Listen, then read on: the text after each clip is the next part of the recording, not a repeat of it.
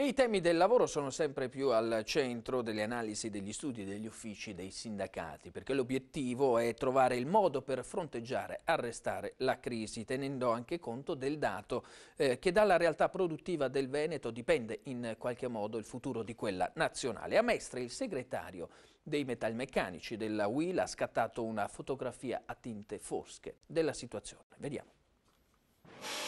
Se non riparte il Veneto insieme il nord del paese, non riparte l'Italia intera. Ma se il governo non rimette in primo piano i temi del lavoro, le aziende continueranno a licenziare, a delocalizzare, a chiudere. Qui in questo territorio c'è la parte forte dell'industria della quale l'Italia non può fare a meno. Parte dal Veneto, dove si sono riuniti i rappresentanti dei metalmeccanici di tutta la regione, un'azione forte per rilanciare l'avvertenza sull'occupazione. La coordina il segretario nazionale dei metalmeccanici UIL, Rocco Palombella. Noi siamo convinti del peso della responsabilità che ha questo territorio e proprio da questo territorio noi vogliamo partire con una vertenza generalizzata in grado di far ripartire le imprese.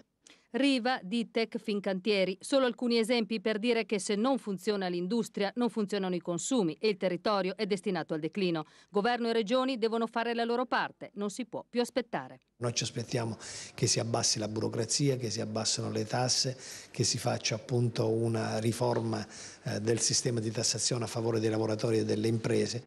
Nella lotta però, dice il segretario UIL, l'unità dei metalmeccanici resta compromessa con la FIOM CGIL sempre più lontana. Purtroppo sì, i metalmeccanici da un punto di vista del processo unitario siamo alla deriva, anzi ogni giorno che passa ci allontaniamo sempre di più.